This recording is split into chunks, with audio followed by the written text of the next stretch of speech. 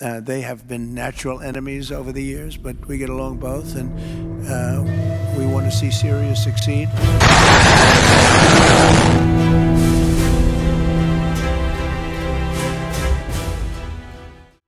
U.S. Central Command has released striking new footage showing American fighter jets being armed, fueled, and launched moments before carrying out a wave of airstrikes across Syria. The strikes, conducted late Friday and into Saturday, targeted multiple Islamic State positions as part of a continuing U.S.-led campaign to prevent the terror group's resurgence in the region. According to CENTCOM, the attacks were launched early afternoon, U.S. Eastern Time, and struck ISIS targets spread across Syrian territory. Military officials say the operation was carefully planned and executed, aimed at degrading extremist networks, leadership cells, and operational infrastructure. Do you have any comments on reaction to the recent attacks by the Syrian government alignment groups against US-backed Kurdish forces in Aleppo, Syria, which killed dozens of civilians and displacing many families? Does your administration bring peace between the Kurds and the Syrian government? I want to see peace, yes, I do. The Kurds and the Syrian government, we get along with both, as you know very well. They have been natural enemies over the years, but we get along both, and we want to see Syria succeed. And so far, I think they are succeeding, but this is just breaking out, and we want to see that stopped. The Pentagon has not disclosed whether any militants were killed, citing operational security. The State Department has also declined to comment on further details. These latest strikes are not an isolated action. They are part of Operation Hawkeye Strike, a campaign launched last month following a deadly ISIS attack in central Syria. On December 13th, Islamic State militants ambushed coalition forces near Palmyra, killing 2 American soldiers and a U.S. civilian interpreter. U.S. military officials say the current operation is a direct response to that attack.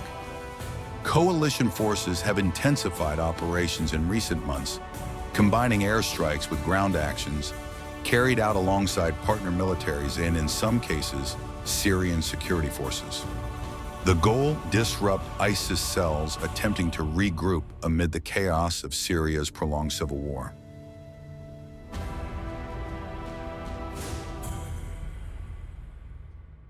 President, sir, could you update us on your meeting? Did you come to any agreements? Say it? With the leader of Syria you had earlier, did you come to any agreements today? Well, I've had an agreement with him. He's a very strong leader. He comes from a very tough place, and he's a tough guy. I liked him. I get along with him, the president, the new president of Syria. And we'll do everything we can to make Syria successful, because that's part of the Middle East. We have peace now in the Middle East, first time that anyone can remember that ever happening. And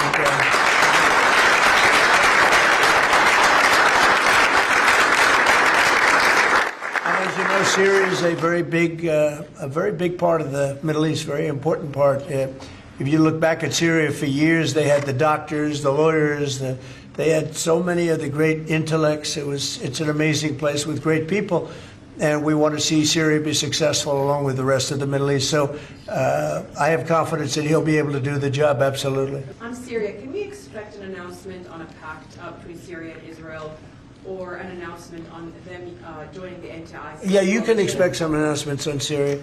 We want to see Syria become a country that's very successful, and I think this leader can do it. I really do. I think this leader can do it. And people said he's had a rough past. We've all had rough pasts, but he has had a rough past, and I think, frankly, if you didn't have a rough past, you wouldn't have a chance. He gets along very well with Turkey, with President Erdogan, who's a great leader. Erdogan's a great leader, and very much in favor of what's happening in Syria. We have to make Syria work. Syria is a big part of the Middle East. And I will tell you, I think it is working, and really well. We're working also with Israel on, getting along with Syria, getting along with everybody. And that's working amazingly. As you know, Hamas has given us back numerous bodies. It sounds pretty gruesome, but it's something the parents want more than if their son had been living. Hard to believe.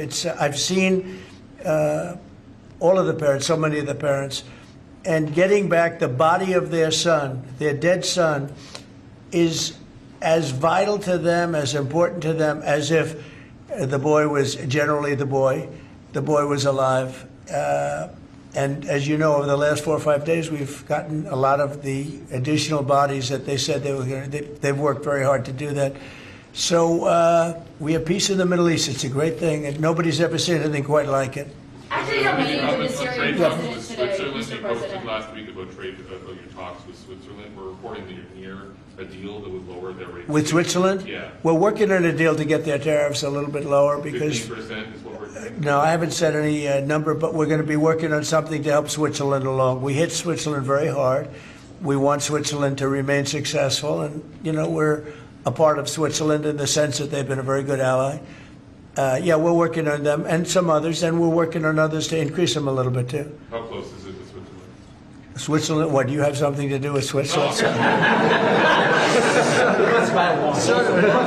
wants to buy a nice watch. He wants to buy a nice Rolex, right? We'll give Rolex some publicity because Rolex has been—they've been very nice, Now, look, it's a beautiful country. It's a small country, but economically very big. So we're working on something. After Caitlin? our meeting with the Syrian president earlier today, Marjorie Taylor Greene, who is a big ally of yours, said that she would rather see you focused on nonstop domestic policy meetings here at the White House instead of nonstop foreign policy meetings.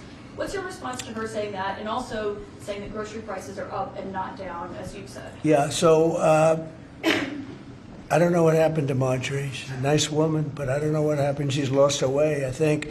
But I have to view the presidency as a worldwide situation, not locally. I mean, we could have a world that's on fire where wars come to our shores very easily if you had a bad president. We had a horrible president, and we ended up with Russia, Ukraine, and we ended up with other disasters, too. Don't forget, I put out 8 wars, 9 to come. I think I'll get the other one taken care of, but I put out 8 wars.